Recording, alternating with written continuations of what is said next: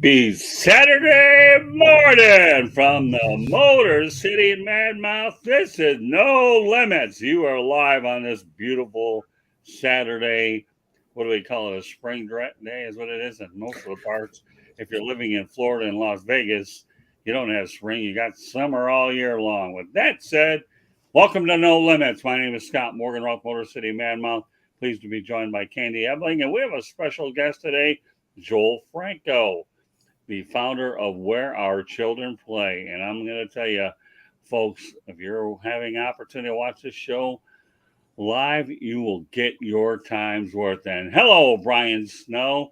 How are you? Brian Snow and I are going to be working on a lot of projects coming up. So, Brian, we have a lot of work ahead of us. Meanwhile, this is a show I've been excited about.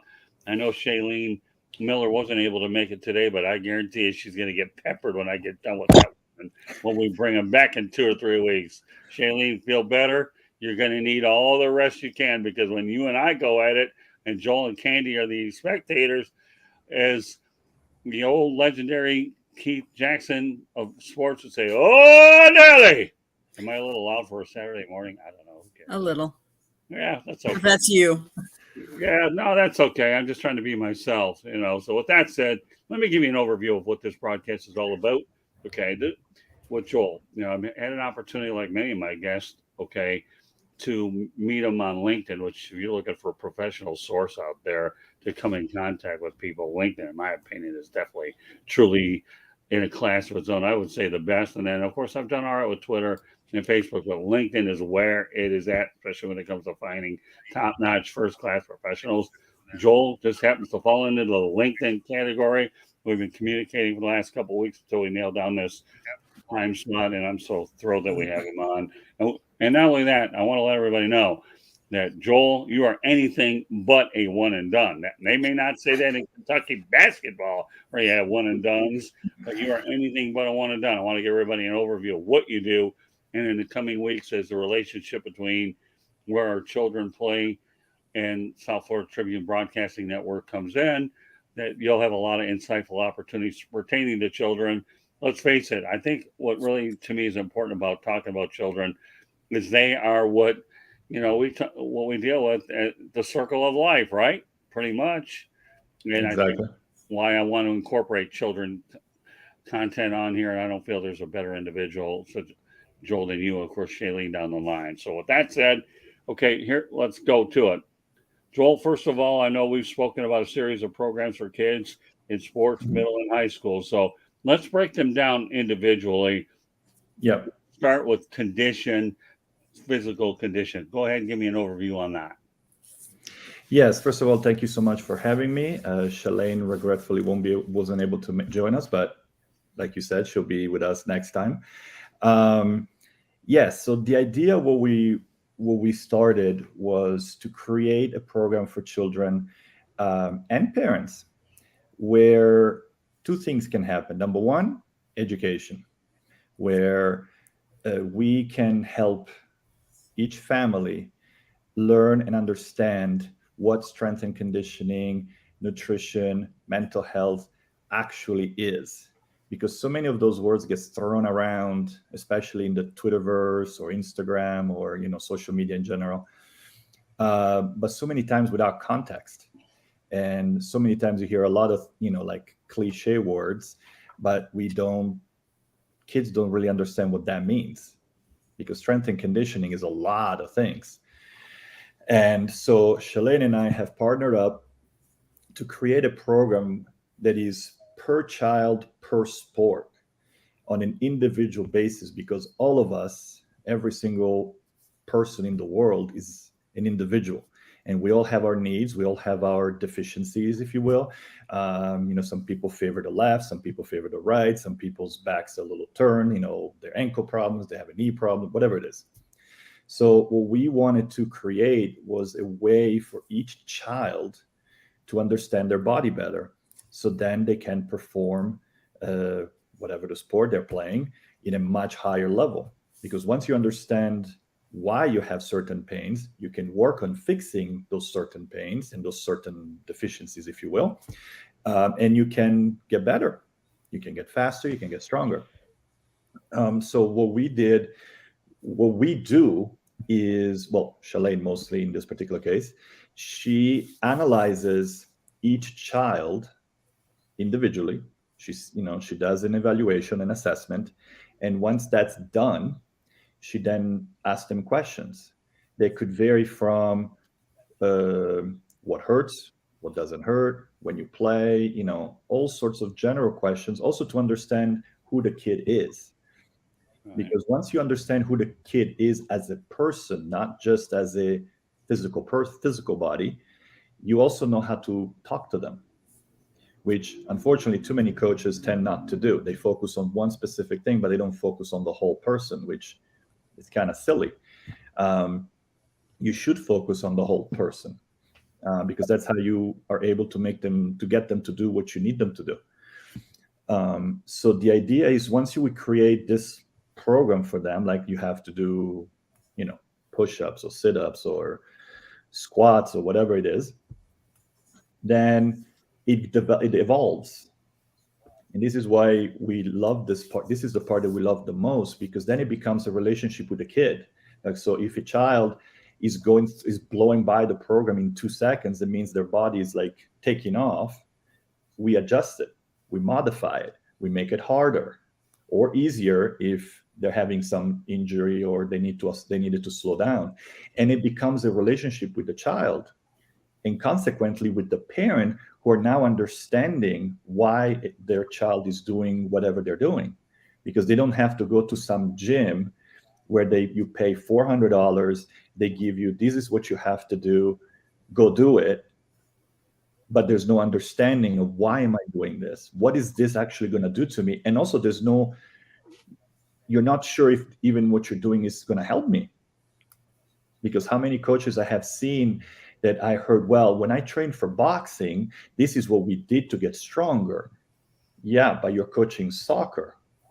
Boxing and soccer are not the same thing. It's not interchangeable.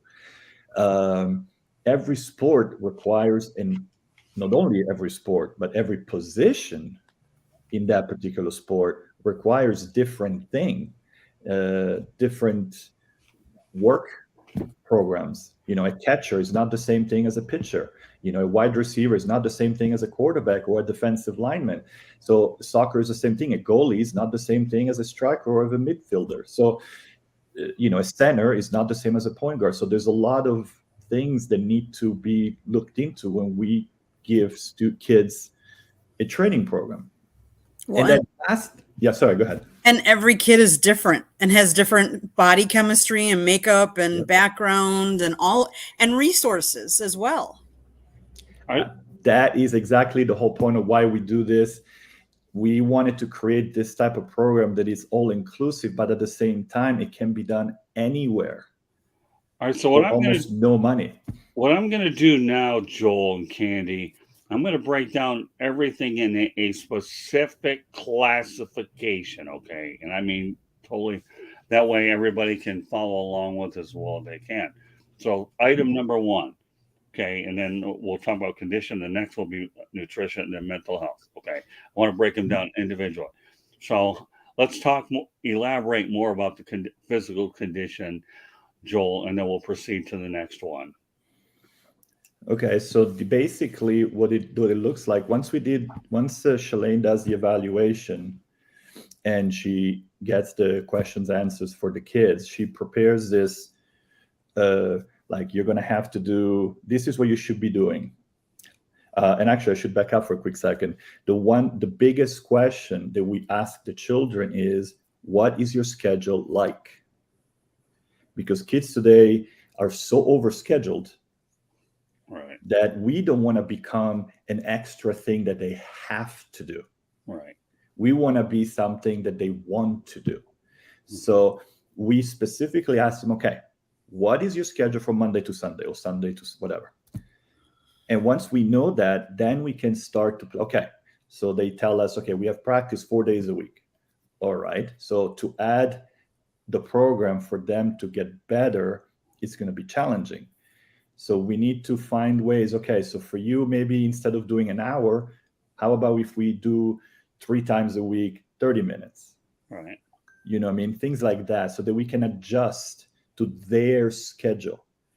Because one thing that is very important, no matter what part of the program they have to follow, is the kids need to feel like they can have ownership of it, that it's their choice to do it. That's one of the most important things for us, that we work with the children. We don't tell the children what to do.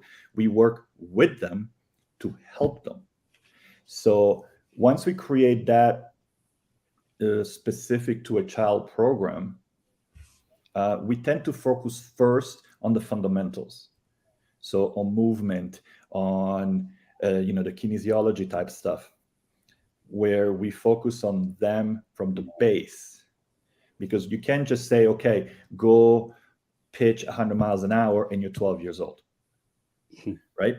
So we need to be able to build the movements, because a lot of kids today did not grow up playing in a park. They did not grow up doing the monkey bars. They haven't grown up just playing tag.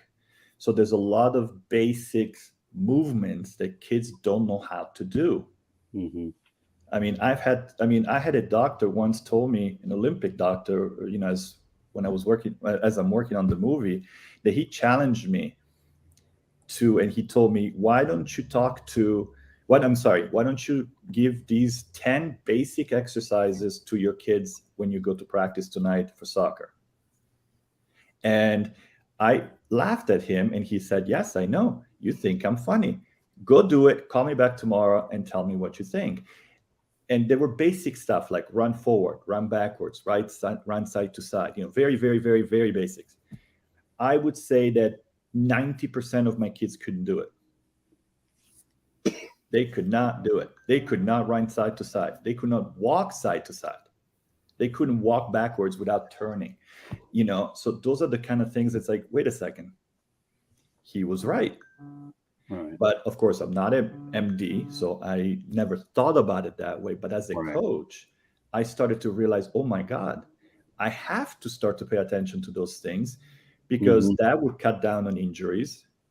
Because if I'm paying attention to those things, that means I'm going to hopefully get more of my practice focus on that kind of stuff, which will cut down on injuries, which will cut down on kids being sad and depressed because they're not playing. And it will be a beautiful vicious cycle of positive. Okay. But so many kids don't know how to do those basic things. Some kids can't even lift their arms up straight. Wow. Like it's like bent a little bit. So you have like so many of these issues that we have to correct before we jump in to the actual sport specific, position specific activities. You see what I mean? Mm-hmm. So it's in steps. And of course, the beauty of it is because we're working directly with the kid, we get feedbacks immediately. So if a child says, I'm sorry, this is too hard for me. Right. Okay, let's dial it down just a minute. Let's catch you up. And then we keep pushing. Or vice versa. If a kid says, oh, this is too easy, I can do it. Then we slowly increase it. Because that's how, then you can build it. But again, it's kid specific. It's not a one size fits all. Right. And that's the beauty of it. All right. So my question to you is, and I just want to make sure I'm understanding your point real well. So when we talk about physical condition in a very, very basic answer, are you saying that what you do is you start them off slow and then build them to a point where they're able to do it in steps so that they can ultimately get in the best physical conditions to do more things? Is that how you would basically keep it pretty simple for the average individual that, while exactly. You know your thing real well, I have to make sure that we keep it simplified so these individuals understand this step in your process? Exactly like that. It's a step-by-step process. Okay, so now let's factor into step number 2, okay? And we're going to talk about nutrition. Mm-hmm. All right, what I'd like you to do is give a detailed answer, Joel, and then then call it a Cliff Notes version of the nutrition aspect of step number 2. Well, nutrition is one of those most points that most people don't understand, including adults, because we are so conditioned by words like diet and fats and carbs, things like that. Right. But we don't actually understand what any of those actually do. Right. Because, the easiest thing for me to say, and again, Chalane is the expert on this, so she will knock your socks off next time. But the idea is to explain and show kids why they're not supposed to eat certain things before practice or before a game or even after a game. Because as we all know, especially with food, you start to touch of a lot of cultural things. But we always eat rice, or we always have tacos, or we always have pasta, or we always have, whatever it is. So you have to also educate the parents, because if a 18-year-old, I don't want to say that they can feed themselves, but it's much likely that they can kind of do, I don't want to say whatever they want, but it's easier for them to say, no, I don't want this, I'm going to eat that. A 10-year-old, a 12-year-old, much more difficult. Right. So what we have to work on is explaining the parents and the child why they have to have breakfast, why they should have a few smaller meals throughout the day, why they need to drink water instead of soda, that kind of things. But we can't go at them by saying, don't drink a Coke. Right. We have to go at them by, hey, did you drink water all day? No. You have a headache right now, right? Yes. You know what I mean? So it's like trying to show them cause and effect. So because kids understand that, adults understand that, but especially for kids and especially young kids, they make a direct correlation much quicker, right? So if we tell a child don't eat a donut, they're going to be, but I love donuts. What's wrong with donuts? Mm-hmm. So the idea is, okay, have your donut maybe after the game or maybe after practice, not before, because before it makes you heavy, makes you sleepy, Right. you're going to be lethargic, that kind of stuff. Of course, I'm oversimplifying it, but that's basically the gist of it. Because if you can have the parent and the child work together, first of all, you create a much better atmosphere at home. You create communication with a parent and a child, which is never a bad thing. Mhm. And they start working together, which would help solve so many issues in youth sports in general anyway, which is kind of like what we are trying to do by making better relationship with the parents and the child, and hopefully the coach eventually. Then you create this kind of environment where it's more positive and people want to change and they want to try new things. Because once you show a child, hey, don't eat pizza today. You love to eat pizza before a game. Okay, how about this? Today, eat fruit and yogurt, or whatever, peanut butter and some fruit, whatever, something. Well, see how you feel both ways, right? So one day you have pizza and one day you have the peanut butter. Well, the child is going to give us feedback, right? So if he had pizza or she had pizza, they're going to feel probably sleepy or heavy or maybe not feel so good. If they have like fruit and yogurts or something more like that, more water, they're probably going to feel a little more with more energy. Well, if they understand that, if they feel that, they see that, it's going to be easier for them to give up the pizza before a game type thing, or the heavy meal before, like 20 minutes before a game, that kind of thing. Instead of, don't do this, because nobody likes to be told not to do something. We don't. I mean, if somebody told me not to have ice cream, I would be very upset. I love ice cream.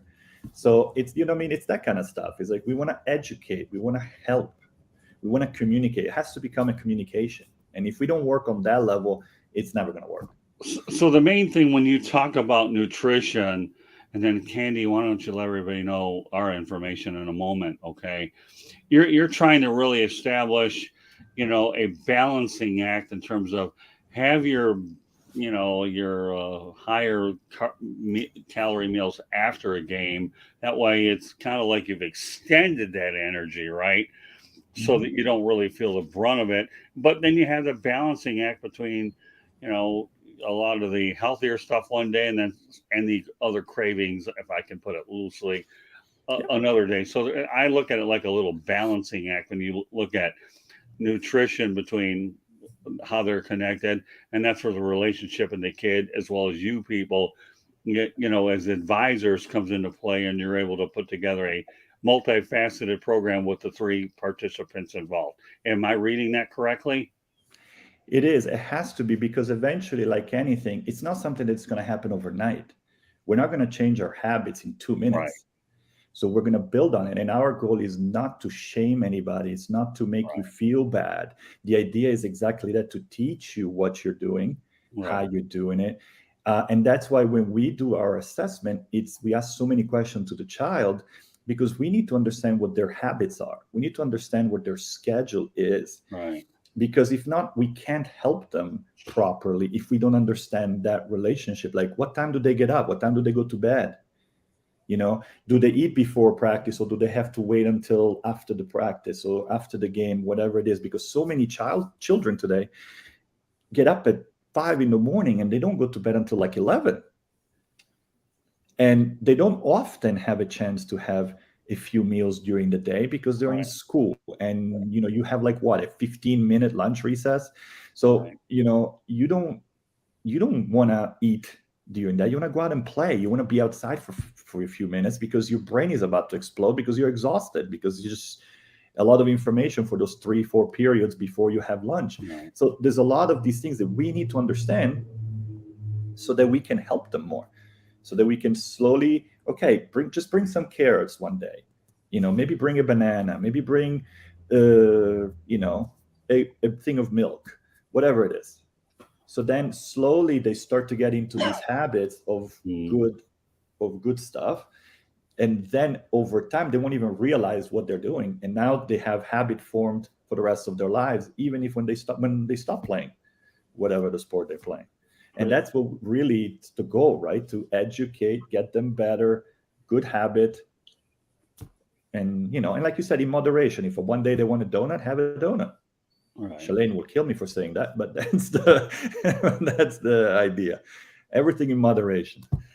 Let's face it. There's obesity is such a huge problem in the United States, and it starts with the kids. I mean, yes, there's many adults that are obese too, but it's the habits that you start as a young and as a youth that can carry you forward. So education, I agree, is key. All right. So with that said, Candy, why don't you let everybody know how they can find this broadcast and the good stuff? And then once you've done that, we're going to put Joel on the spot, and we're going to talk about some mental health. How's that sound, Joel? Sounds fantastic. All right. Go ahead, Can. So you are listening to our show on No Limits, which is on the South Florida YouTube channel. We do broadcast live on LinkedIn, Twitter, Facebook, YouTube. Did I miss one? I don't know. I don't remember. You can always, if you're not a visual person and you're an audio person, you can always listen to our broadcast on iHeartRadio, Apple, Google, or wherever you get your podcast. If you want to be on one of our shows, you can send us questions, comments, ideas at southfloridatribune@gmail.com. You can always call Scott if you want to advertise or sponsor a show, 954-304-4941, or email us. But that red subscribe button in the lower right-hand corner, if you see it, that means you're not a subscriber yet. Hit it, like it, share it with all your friends. We're trying to strive for 1,000 subscribers. Comment on the broadcast. Tell us that you're here and listening to us. We love to hear from you. We appreciate Brian and George both commenting so far. So keep listening, and we're going to dive into some more good stuff. Well done, Candy. All right. Now that Joel had a chance to take a 2-second breather before we bring it back, okay. Everybody's favorite one, I think, mental health. Boy, you could probably do a show on mental health, but we won't go do a show on it, but we will talk about it on future episodes. But I want you to pretty much give us a basic overview where mental health factors into all of this. Yes, well, that's the number 1, 2, and 3. Because without our brains, we're not doing anything. And sadly, too many coaches don't seem to understand that training the mind is just as important as training the body. because the body is your body. You're going to be able to do whatever it is that you can do to your abilities, and sometimes more if you train properly. But, and it's a huge but, if the mental part is not there, not happening. And that's something that we also seem to misunderstand in society today. Like, it's almost like taboo. We can't talk about it. We can talk about broken elbows, broken knees, Right. Tommy John surgery, all sorts of things. But if somebody breaks down mentally, we freak out, panic. Oh, that kid is weak. Oh, that kid stinks. Oh, we need to cut him or her. And that's a ginormous disservice. And as bad as it is with boys, and it's horrible the way parents are with boys, the way parents are with girls, it's disgusting. I mean, it's beyond bad. Because, and I coach girls and boys. Lately, I've been coaching girls more, and what I see happening with girls is just mind-numbing, absolutely mind-numbing. And we can't do that. We need to treat our children properly. First of all, we need to treat them as they are, kids.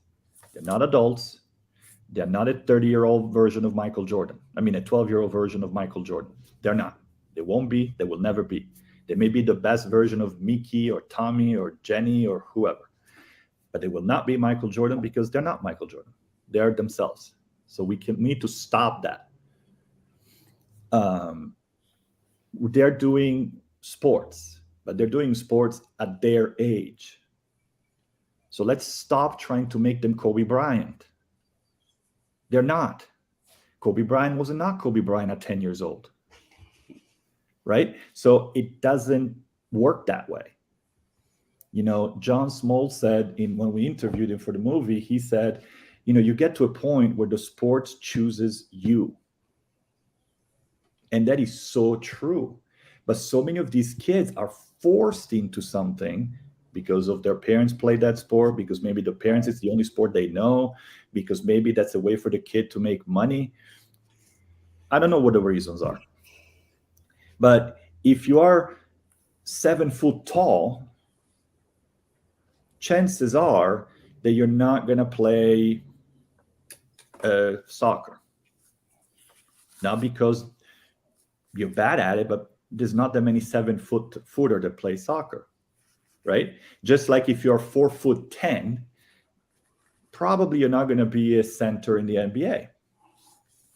So, right. But all of these things create mental blocks on children along the way, because now you're putting so much pressure on these kids between the overscheduling, the over-practicing, the constant. I mean, I know people who have like their kids play 6-7 games a weekend. That's insane. So now you create kids who have panic attacks. Now you create kids who do overeat, because some of us stress eat. So now you have, and you see again, because you can't take any of these. The beauty of what we're trying to do is that all of these are together, they're combined. You can't take one without the other. All right. So if you have a child that is eating like crazy, and we then ask them questions and we find that, it's because of this, and this. It's not the food the problem, is this part the problem. All right. So now you're starting to see where to attack and how to go around it. Because I have girls who tell me all the time, like, well, coach, we have to take my brother to practice. So we have to take my brother to a game, so I won't be able to come to the game or to the practice. Wait, your practice doesn't count, but your brother's does? So, and now, even though we didn't say you can't play that sport to a girl, but we are making them feel like they can't play that sport. And so they give up and they stop playing, which is why so many more girls stop playing sports at a young age in comparison to boys. But what are we actually telling these girls? That is going to hurt them, not just for sports, long term. Now you're telling them they're secondary. Now you're telling them they don't matter. Now you're telling them that whatever they want to do doesn't matter. Mm-hmm. So now you're extending the problem from just whatever the sporting activity, to the rest of their lives.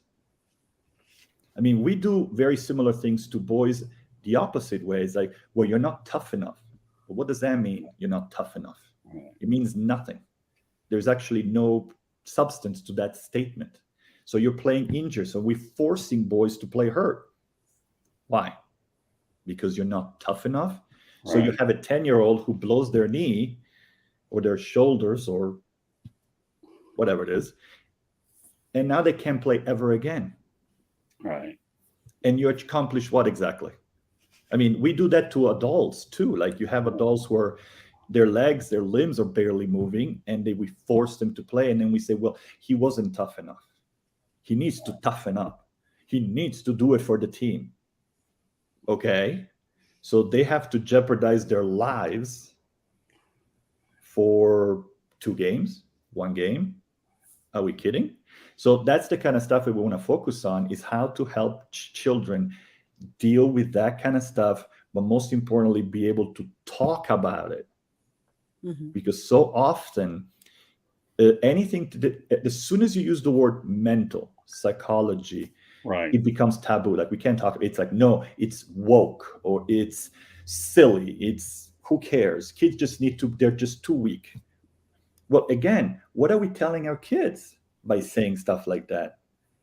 Right. Because that's what happens. They feel weak. They feel like they don't matter. And what happens when you feel that dark? Suicide rates go up. Because now, and what happens when you get hurt and you cannot play anymore? And all of your life up to that point, you were told you are a basketball player, you are a football player. And if you don't play football, you're nothing. But what happens when they have to stop? Now, all of a sudden, these kids don't know who they are because everything was wrapped up into that one thing. And now they get depressed and they do poorly in school and they go into this slippery slope. And too many times we hear of children committing suicide by age 14. So our goal is to be able to talk to these kids, to be able to open them up, to teach them that it's okay to talk about these things. It's okay to feel whatever you're feeling, especially in the teenage years when hormones are going crazy. Girls' bodies are changing even more than boys' bodies are changing in some ways. And now you have this complete crazy thing in their heads that, teenage kids are, right, they're all over the place because they're learning about their body. They're figuring themselves out. And if we add all of these other pressure, we're going to make them explode. And we can't do that. So Joel, what I want you to do, and I have a couple of great one-liners I'm going to throw your way, okay? Give me the Cliff Notes version. Oh, you're going to love these ones. I guarantee you that, okay? So give me, I've been thinking about it. Well, you're very candid, and I got news for you. The longer I keep quiet, the more ideas come. You're going to find out as time goes on. But so give me the Cliff Notes version again of mental health, maybe in a couple sentences about, and then I'm going to follow up some pretty interesting stuff. We need to remove the taboo from the conversation. Okay. It has to be open conversation between parent, coach, and obviously, most importantly, the child. Okay. Well, now you're ready for a couple one-liners. You talk about 7 foot tall people. Number one, okay, you're not going to find a 7 foot tall guy being a jockey on a horse. Okay. If you do, they're going to hit the dirt. Number two, you're not going to find them in a NASCAR because you want to talk about a can of sardines. Stick a guy in there 7 foot tall. I was in one actually in Homestead, Miami. I'm not 7 foot, but boy, those windows are not like Canada. They're not far and wide. You got to really work. Half the work is getting in those things. I kid around with Canada, but if you've ever gotten into a NASCAR stock car, it's not easy to do it. And number three, if you bother to go into an Indy car, 7 feet people can get in there. Then you got a 7 foot person who's going to look like a giraffe riding around the track at 200 miles an hour. So with that, I knew you'd get a kick out of them. And now the only place I can imagine a 4 foot tall guy would be on a jockey in horse racing. And many of your great jockeys, I don't know whether, they come from all over the world here. Stick a guy on a horse, and let me tell you, that's a pretty good job if you can get it. Short people have certain places that they belong in, and when you're on a jockey on a horse, that's one of them. But yeah, I'd like to see a NASCAR guy 7 foot tall get in those thingamajobbers. I'm telling you. And as I mentioned before, you stuck a 7 foot tall guy on there, although they have those stirrups, right? You have to keep your legs in those. If you didn't, then I guarantee your foot would be on top of dirt, and all of a sudden, that's another story for another day. I had to get that out there. Glad I did. And when you leave me someplace, you never know where the heck is going on. So now let's take this conversation to another level. I want to get Candy more and more involved, but there's a lot of key points I want to make sure we get to. So, we'll go a little bit more rapid fire on some of this stuff, okay? But the first parts of things, you had to get into tremendous detail because they were that important. So you talk about the fact, Joel, that you work with child and kids, and most of them are not educated. Just give me a basic reason of why this is such a case. I think a lot of it has to do with today's society.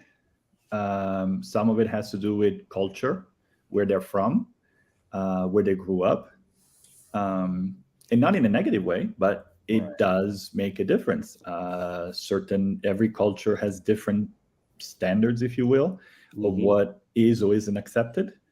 And we need to break through some of those barriers. And again, our goal is not to judge,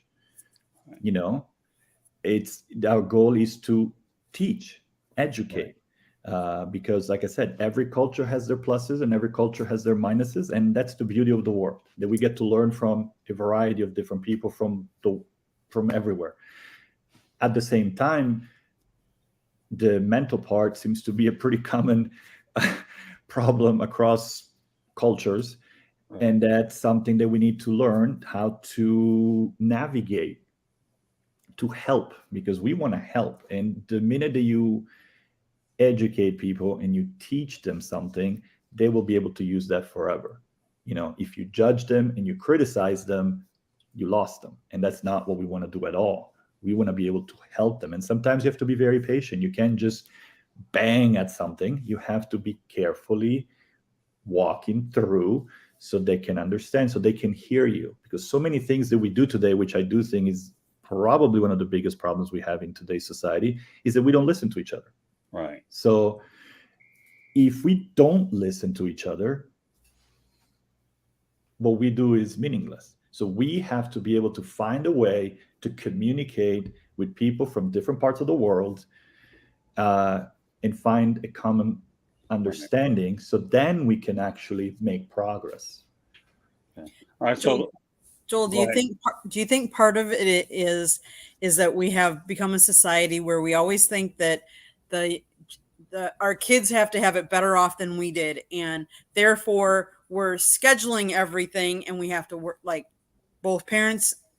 In most cases now, both parents work, whereas the society when I was growing up, my mom was there home raising, us children while my dad went out. And granted, he had 3 jobs, so don't get me wrong, he worked very hard, but at least there was someone there to help educate us and talk to us about some of those things. Whereas now you hear there are you have to have 2-income homes to afford lifestyles that we've, drummed up now that we have to have it better than they did before. Good question. Yeah, I think that is definitely an issue, but I don't think it's the main issue. But that's the thing, right? The way society works is different for all of us, and that's where I think we stop listening to each other to one another, because your upbringing is different than my upbringing, but I'm sure that if we talk for more than 2 minutes, we're going to find a lot of similarities, because that's what we all are. We have our differences, where we grew up, where we didn't, whatever it is. But at the end of the day, we're all the same. You're a parent and you have a child, you love your child, you want the best for them. And that goes way beyond political favorites or where you're from or whatever it is. And we need to stop trying to see everything under that mentality that we do today. Like so many times you have a discussion with people about, eating fruit or something, and something so benign as that. And yet people make it a political conversation. It's like, whoa, whoa, whoa, whoa, whoa, whoa. It has nothing to do. We all are humans. Right. If we all go out and eat 10 donuts every day, we're all going to die at some point of heart attack, Right. regardless of politics, right? Right. So it becomes something that we can't even talk about, something that should be obvious, like children. I mean, children is not political, or shouldn't be. Right. And that goes around the planet. That's the one thing that I have realized making the movie, the documentary on youth sports, is that it's like, oh my God, we are all the same. We all have the same concerns. Like, I want my kids to play soccer. I want my kids to play on the travel baseball team, like you said. But I didn't have that. I want my kids to have that. But where we fail is not necessarily that. It's the fact that then we don't ask our children, do they want to play baseball? Right. Do they want to play football?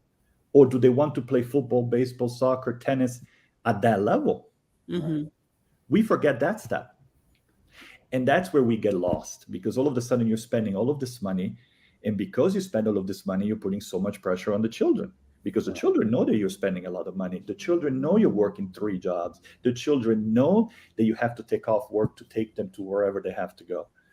So we have to be able to, and that's where one of our biggest things is to create a better atmosphere at home, Right. where there is communication, where kids and parents are talking to each other, not at each other, but to each other. Right. And they start listening. Oh, Tommy doesn't want to play baseball. He wants to play football. Right. Well, okay. And how many times, like, I give this example all the time, and I get people stumped when they yell at me and they say that I'm crazy. And I said, okay, think about it in reverse. You know, you guys, for example, like, I'm sure you had jobs that you hated growing up. You may have had a job that you hated last week, you know, whatever it is. And you decide, you know what? I don't like this job. I want to change it. Or, you know what? I'm not getting paid enough here. I want a job that pays me a little bit more. Does anybody criticize you for that? Does anybody says that you're wrong? Does anybody judge you? No, right? You make your choice because it's better for you. Mm-hmm. You do it, you change the job, and hopefully you're happy in your new position. Well, how's that any different for a kid? Well, I used to love soccer. Now I like basketball. Right. Does that make you a bad kid because you don't like soccer anymore? No, you just want to play basketball now. Mm-hmm. What's wrong with that? But as parents, we invested so much in one thing, we don't want to change. Mm-hmm. And that's ridiculous. We have to give the children the ability to change and make their lives. It's their lives at the end of the day. We can't live it for them. Right. We can give them the tools, but we can't make it for them. So let me segue to this. And I'm only going to make a mention of the names, but I want to focus on this particular point. Okay. We know that, you know, the ball kids playing basketball, their father is heavily influential. And we know the Williams sisters, Venus and Serena, are to me, are the gold standard for tennis. I'm only mentioning it, but the question that I have that we talked about is something that you mentioned that really intrigued me, was instead of told to do it, explain to do. So what I want you to do is give the audience a basic answer, and I'll repeat it again. Instead of told to do it, explain to do. There's a difference in how you convey that particular message. It goes for all of us. If we understand why we're doing something, we're going to do it, or not, but it's going to be our choice. Right. Because we understand it, we processed it, and we go, okay, maybe I'll give it a try. Right. When you're told to do something, you go into defense mode. Right. And when we go in defense mode, you tend to block things. You block information. You don't like to be told you're wrong. None of us do, let alone a kid who's still processing how to work those emotions. So I always try to think, how am I reacting as an adult? And then I try to translate it to how would a kid react? Because if it bothers me, of course it's going to bother the kid. Right? Because, if I tell you, I don't like your hat, it's horrible, remove it, you're going to look at me and say, why? It's beautiful. I love my hat. Right? But if I tell you that, you know what, because, say they were filming something, for example, right? And I tell you, hey, that green is messing up because we're shooting next to trees, and the green of the hat is messing up with the green of the trees, and now it's blending in. So wear a red hat instead. Now you're going to be, oh, okay, I totally understand that. Let me remove my hat so that we can get a better shot. Right. See the difference? So it's that kind of stuff that we need to be able to tell a child, hey, if you do this, this is what's going to happen.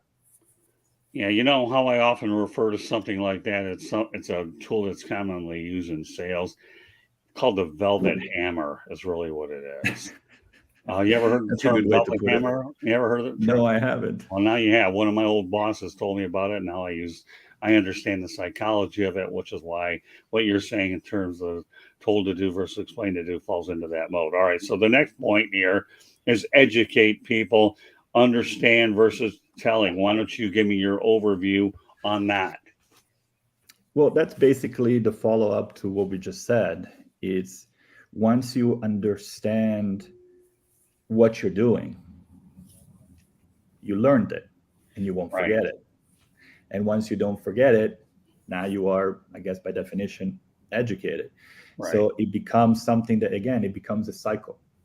Because the more you learn, the more you want to learn. And one of the most dangerous things that we have in today's world, not just in the US, everywhere, is the lack of curiosity. Right. Mm-hmm. And that's terrible because it limits us. It's almost like we're afraid of learning. And it's like, why? The beauty of it is that we do learn. And some you're going to go like, nah, I don't like that. Some you're going to say, yes, love that.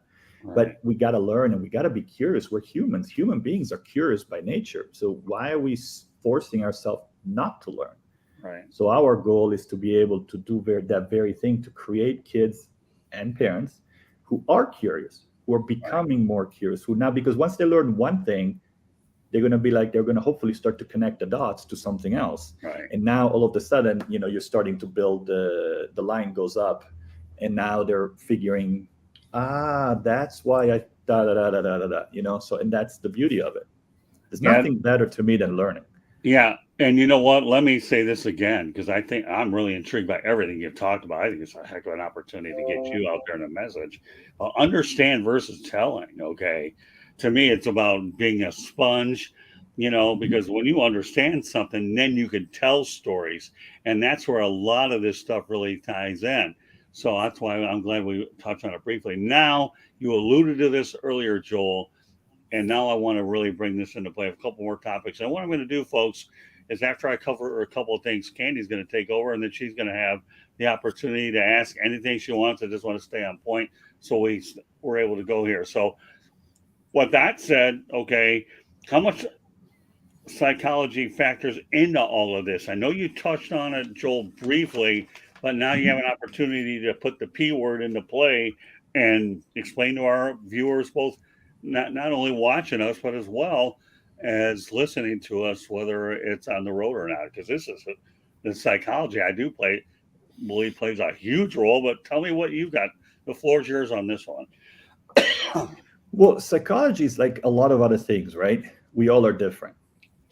So as coaches and parents, and especially coaches, because you deal with the kids on a daily basis, is to understand them. You have to be willing to put the work in to understand who that child is. Because no two child are the same, just like no two adults are the same. Nobody is the same. Right. So it starts there. So you have to understand where these people are coming from.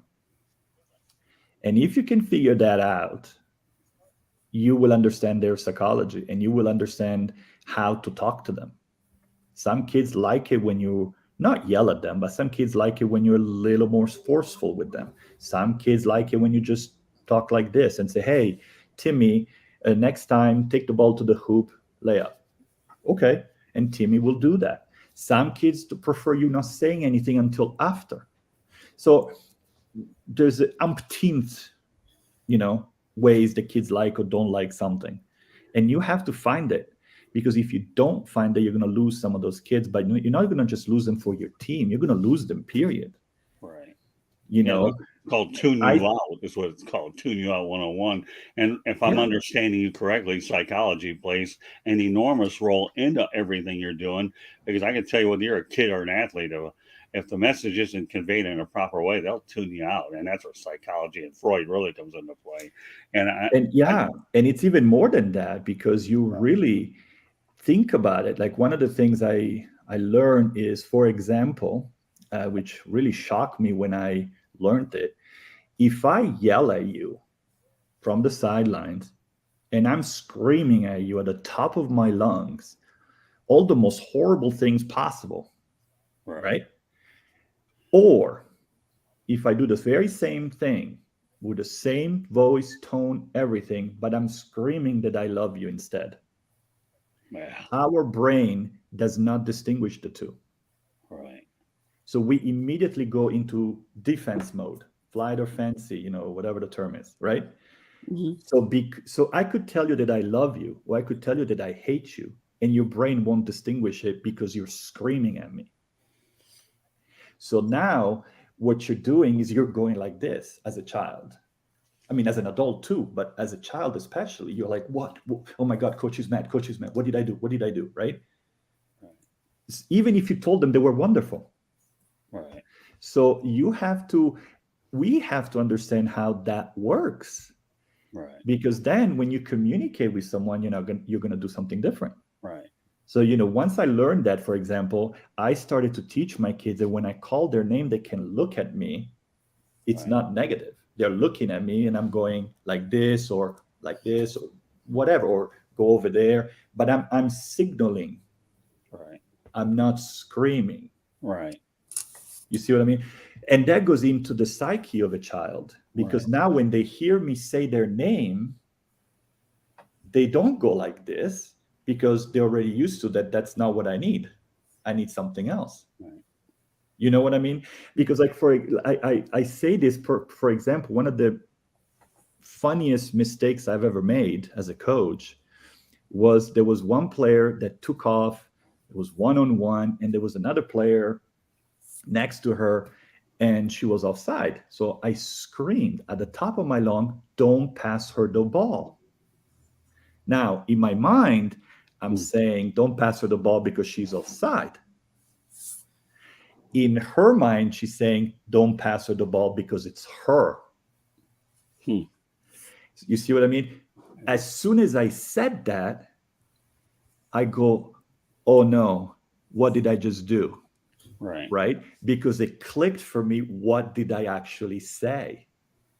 So, of course, I caught myself at halftime, which was soon after.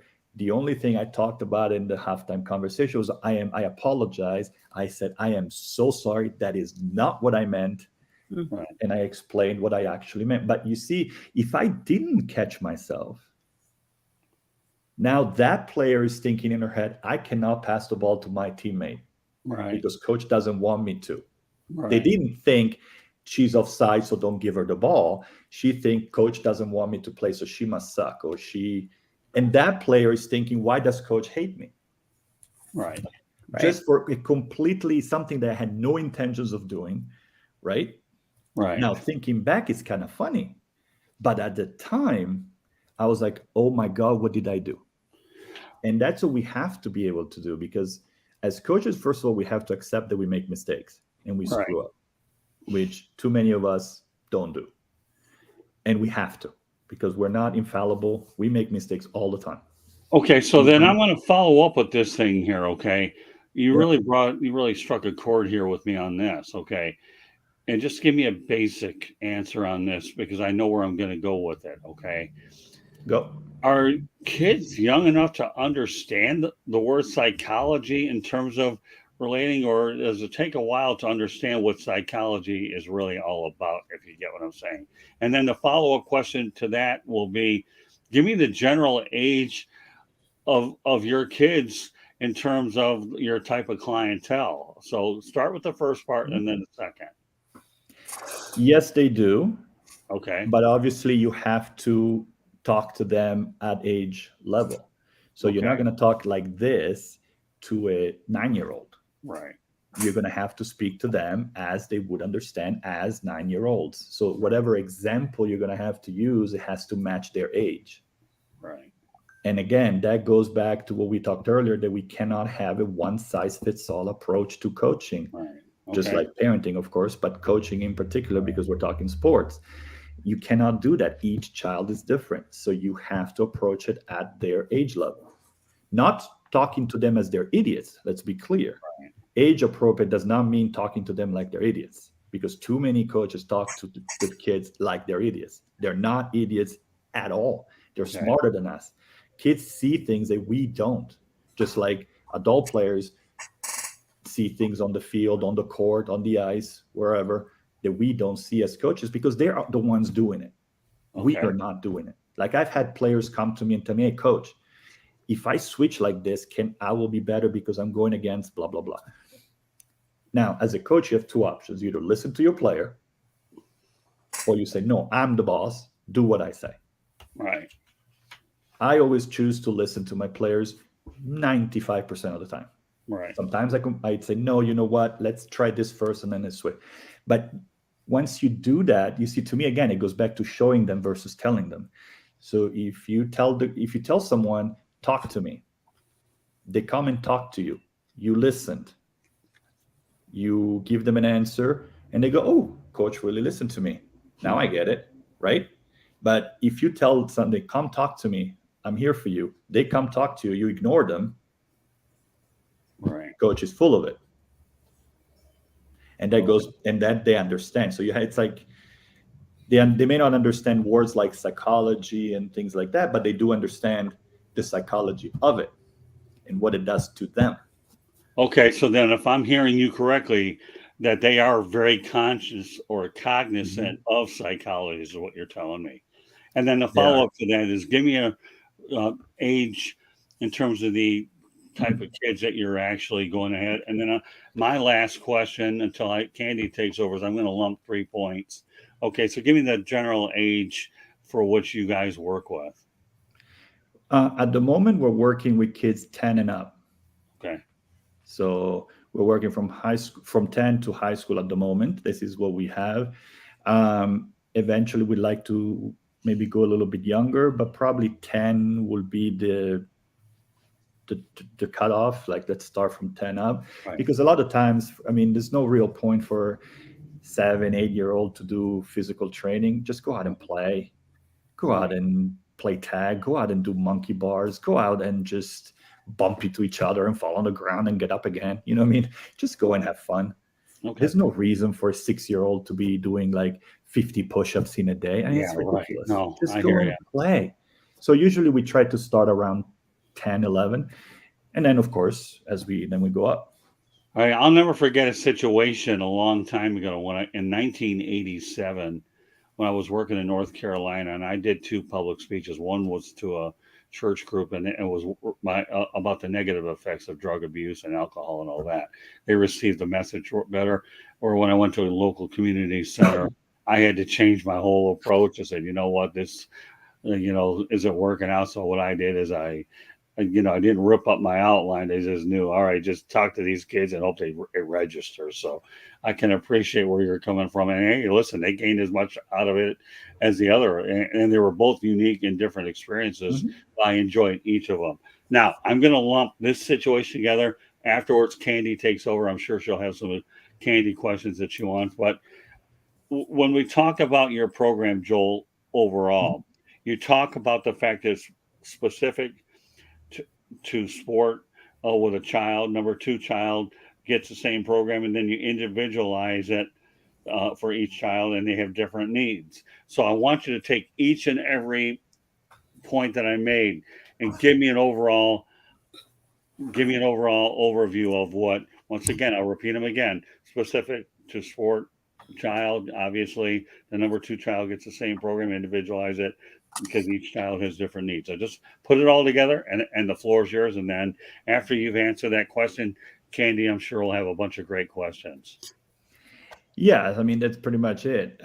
We just, like I said earlier, we assess the child, we find their needs, and once we find their needs, we build something that matches what they need. So whether it's they need to build their core, or whether they need to get stronger ankles, or their knees are very wobbly, so we need to strengthen the areas around it. Whatever it is, so that's the physical part. The nutrition part is, of course, goes back to what we said. It's like, okay, you need to have breakfast, lunch, dinner, maybe some snacks in between. But again, trying to fit their schedule so that it doesn't become overwhelming for them, that they just get to a point they don't want to do it. And the mental part is constant. It's nonstop. It's talking to them. It's reaching out to them. It's, hey, something is wrong. Tell me what is going on. Because as we all know, kids tend to talk more sometimes to coaches or teachers than they do their parents. So we have to be ready for that. We have to be available for that. And that's because if we do that, we're working on their mental part without working on their mental part. You see what I mean? So they don't feel like you're being analyzed. They feel like they're being heard. And once they're heard, again, it's a cycle and it's all connected. You can't take one without the other. So if this doesn't work, you're not going to want to work out. So you have to work on everything. So that's how we do it. Okay. All right, Candy, take over. So Joel, tell us a little bit about your background that qualifies you to do something like this. Yes. Well, I was born and raised in Italy. That doesn't particularly qualify me, but that's where I'm from. But for me, it's been a constant learning as a teacher, my main job is filmmaking. My first love, I should say, is filmmaking. And that's why we're doing a documentary on this. But as a coach, when I started, I didn't want to start. I didn't want to do it because I just wanted to enjoy my kids' play. And when my son forced me to, because he kept saying, please, please, please, please, please, please, please, coach me, coach me, coach me, coach me. I was like, okay. So I had to come up with a way, because I heard so many horror stories of parents coaching their child. So I had to come up with ways to not fall into that trap. And so I started to work out stuff like, okay, when we're in the car, we're not going to talk about it. When I'm on the field, I'm coach. When I'm anywhere else, obviously I'm daddy. But on the field is coach. So I'm not coming at you as your dad. I'm coming at you as your coach. Luckily, my son got that completely from the beginning. Like, never was a problem. He even called me coach when we were on the field. But then I started to put the pieces together. I was like, wait a second. If I'm like this with him, and then I started to look at my players and how their parents are with the kids.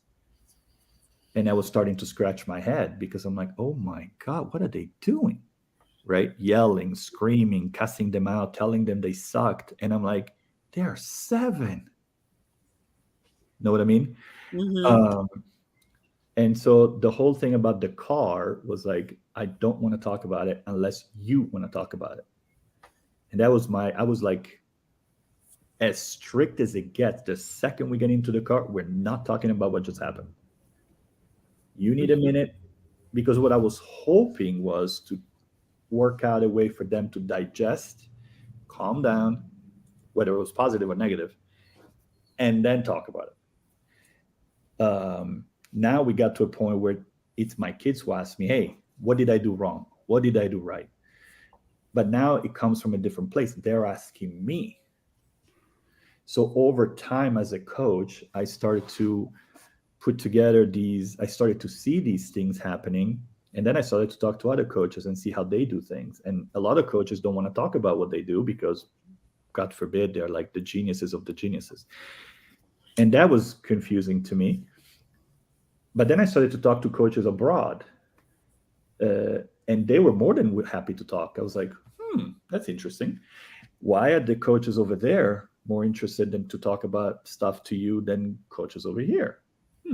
So, then you start to really wanting to, then you see girls getting hurt more than boys. And you want, okay, why does that happen?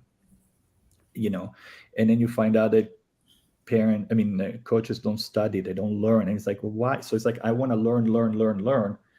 And that's why I started to make the movie. Because for me, it was like, if I'm feeling this way, I'm sure I'm not the only one.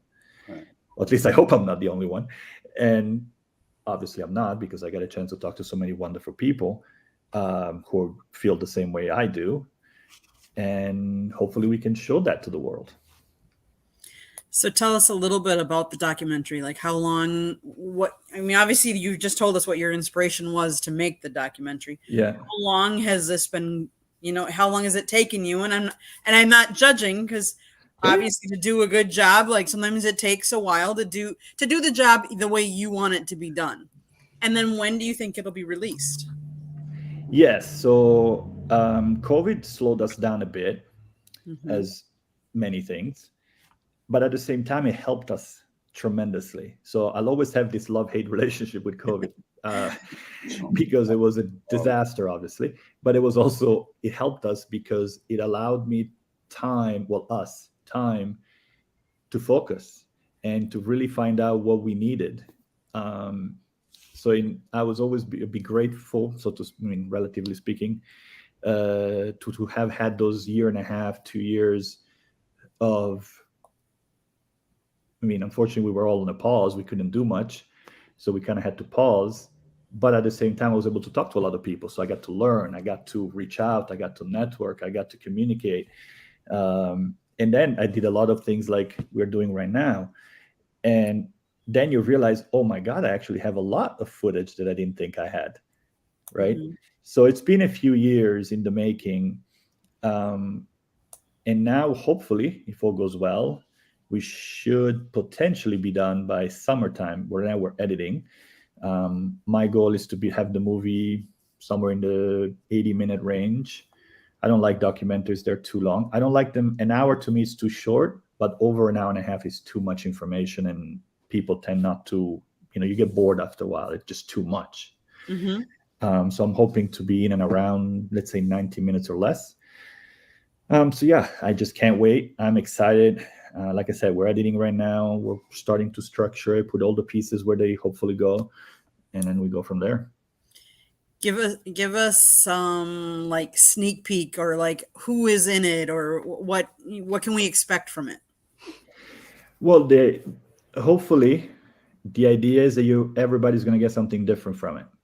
And I'm not trying to be wishy-washy with that, but I really hope so, because we are making the movies about kids and bringing the focus of sports back on the kids, of youth sports back on the kids. So hopefully, you will hear a lot of stuff from kids. You will also hear some things from adults. We were lucky enough to interview John Smoltz and Tom Glavine. We were able to interview more common folk, which to me is even more important, because what we were hoping to do is to be able to show parents around the world that there are other parents around the world who feel just like them. When you hear with someone as amazing as John Smoltz or Tom Glavine were, Hall of Fame, how can you beat that, right?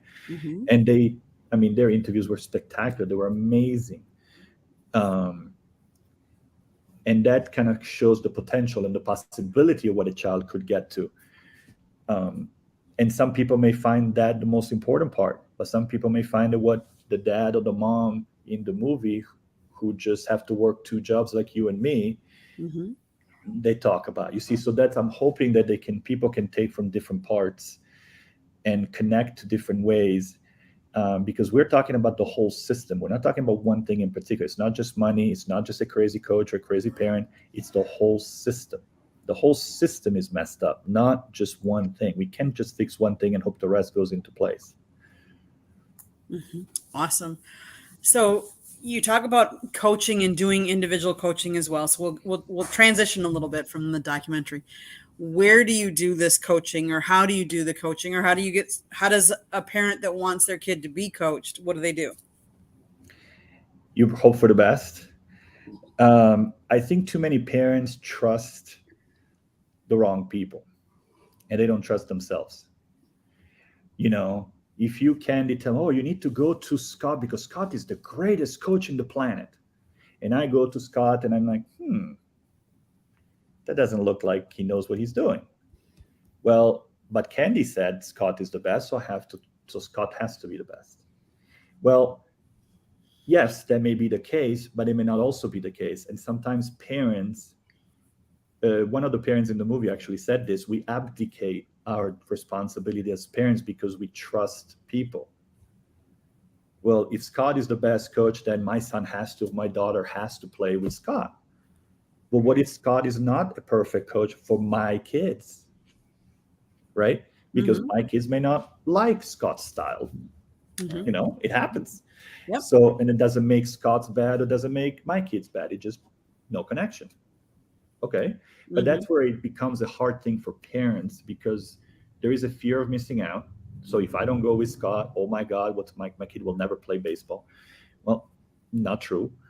But that is the biggest issue that I find with parents. They're scared. Parents, because a lot of parents also don't know. There's so many voices coming at you. There's so many things online that pop up, and you're always afraid, oh my God, my kids are not doing that, so maybe they need to do that, and they're not learning. It's like, calm down, be smart, see if first of all, the kid has to like that coach. Number one. Nothing else matters, because if the kid hates that coach, the kid could be the greatest coach on the planet, and if that kid doesn't connect with that person, never going to happen. So you have to be careful. Just listen to your kid and what the kid needs, not you. It's interesting.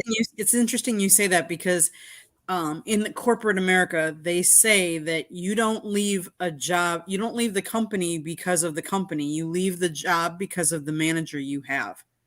So it's kind of the same premise, if you don't mix with that coach, you're not gonna, the same with corporate America. If you don't like your manager, you're not gonna produce or do whatever. So it's interesting how that all ties in. And like you said, it starts from young. It could not have said it any better. It's exactly like that. If we don't connect, at the end of the day, we're human beings and we need to connect. We need to know someone is going to care. Somebody's going to listen. Someone is going to really cares about me. Yeah. Because as a kid, I mean, let alone as an adult, but at least as an adult, you at least say, okay, this place sucks, but I'm making $1 million. Right. Well, a kid doesn't make $1 million. So you don't even have that to fall back on. So it's difficult. You have to look at how many players had a coach and the player was horrible, and they go to another coach and all of a sudden become a Hall of Famer. Oh, yeah. It's how you connect. I mean, it's just, if you don't connect, not going to happen. There is one thing I want to add to this, which is interesting. My father, I want to talk about my dad because of the way things are going.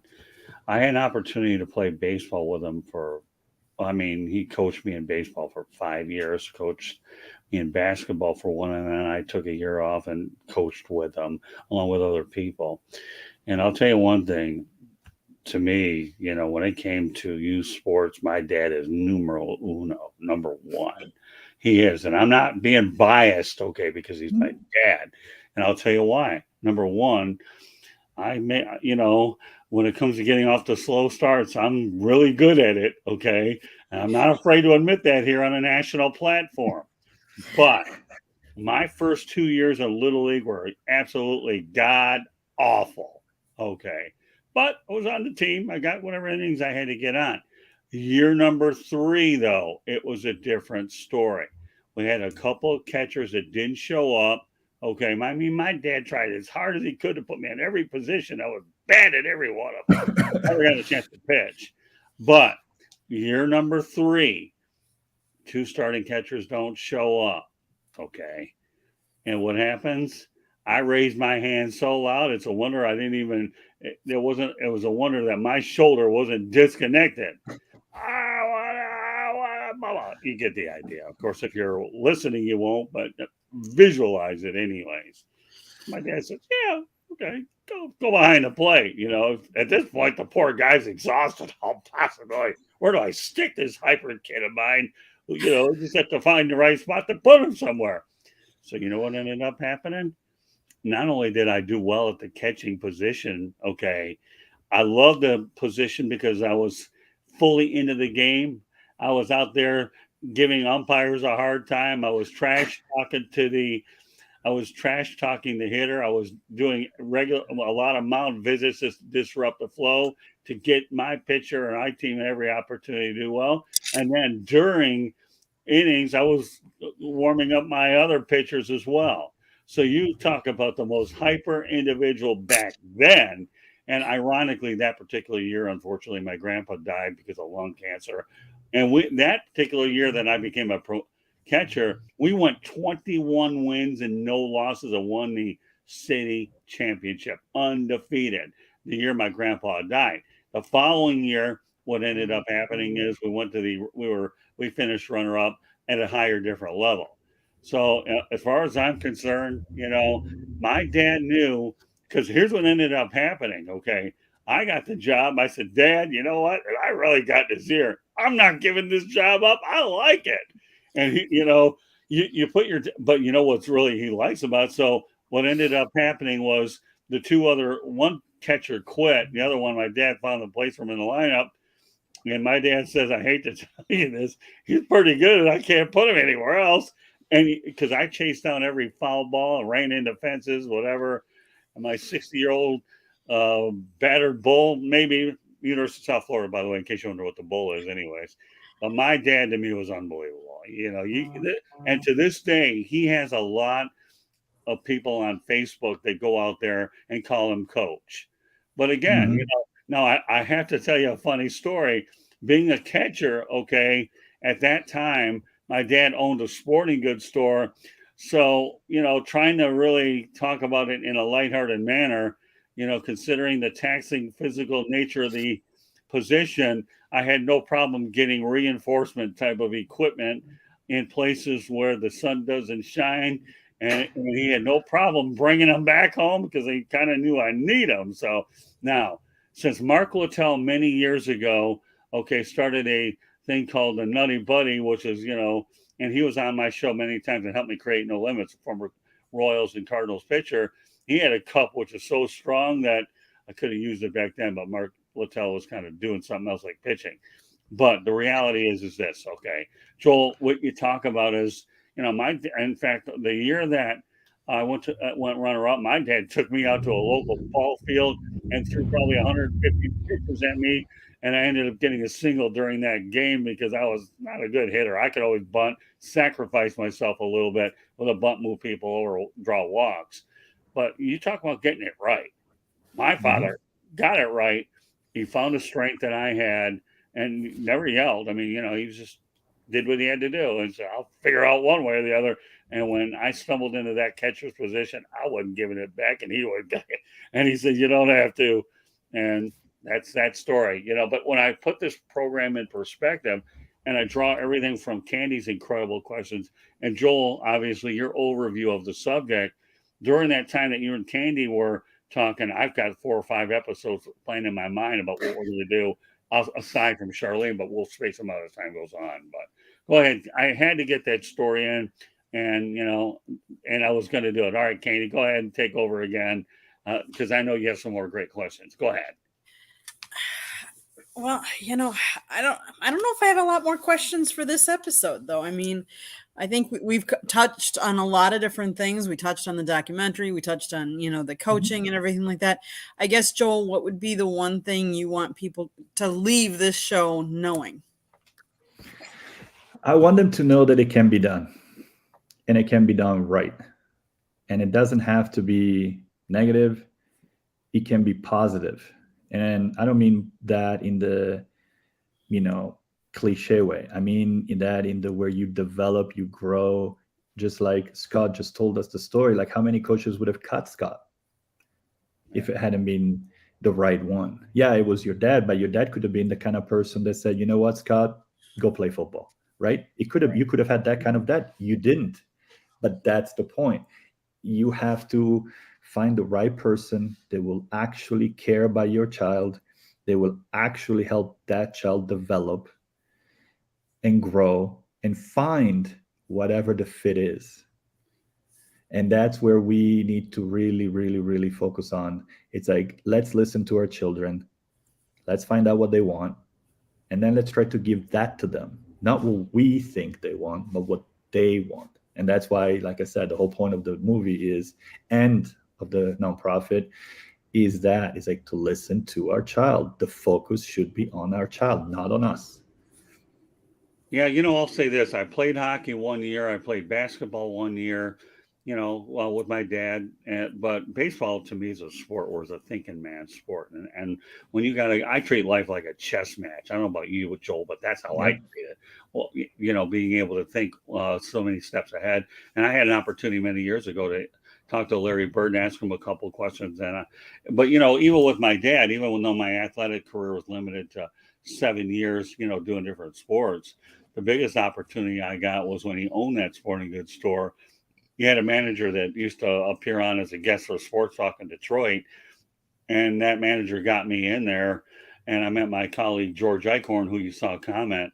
And even though I never really became a professional athlete or of any kind, but because of my dad's sporting goods store, and I got to meet George, and I've been in the broadcasting business for 43 years in sports media. So, I get to tell stories, I get to do interviews, I get to write stories, so whether you're participating in sports or you're not athletically gifted enough, there's always an opportunity to be a part of sports, even if it doesn't mean between the lines, but outside the lines. So I just want to get that point out there. So Absolutely. yeah, so it's good. I know this show's a little bit longer, but it's great. It really is. I know other episodes will be more specialized, is what they will be. But this is a good opportunity, Joel.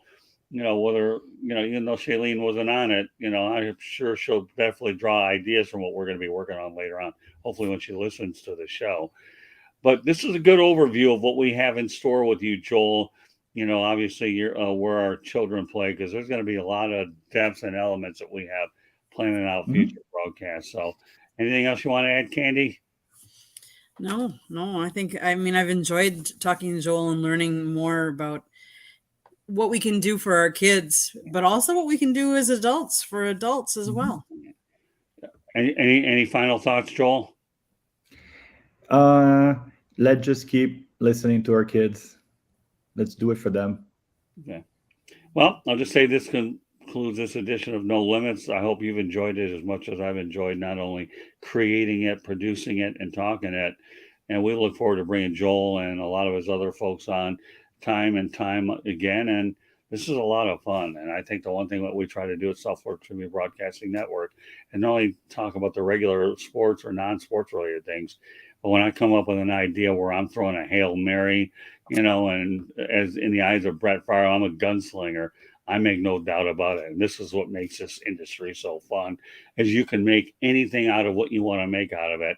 And anybody can talk about the basics. But when you find yourself out there being able to think above and beyond yourself and go no limits, then I think that's what tests not only the personality that you have, but whether you're a journalist, whether you're a fan, no limits is what life is all about. And I think that in my mind, okay, the sky's the limit for everybody. You just have to identify a lot of things. So we hope you've enjoyed spending your Saturday with us as much as we've enjoyed doing it. Candy, why don't you go ahead and once again go through the opportunity for people to identify us. Thank you.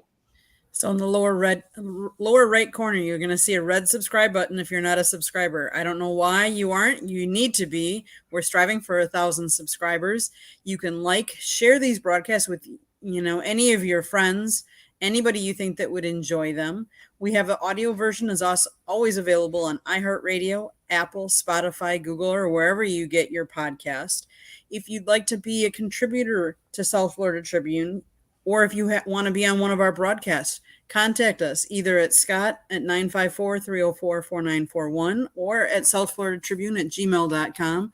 We have also a website, www.southfloridatribune.com, where you can find all of the broadcasts as well as a plethora of information. We have writers, we have different media partners that contribute to our website. We would love for you to come see us. I think that's pretty much, Scott's got Twitter at Tribune South. I forgot about that.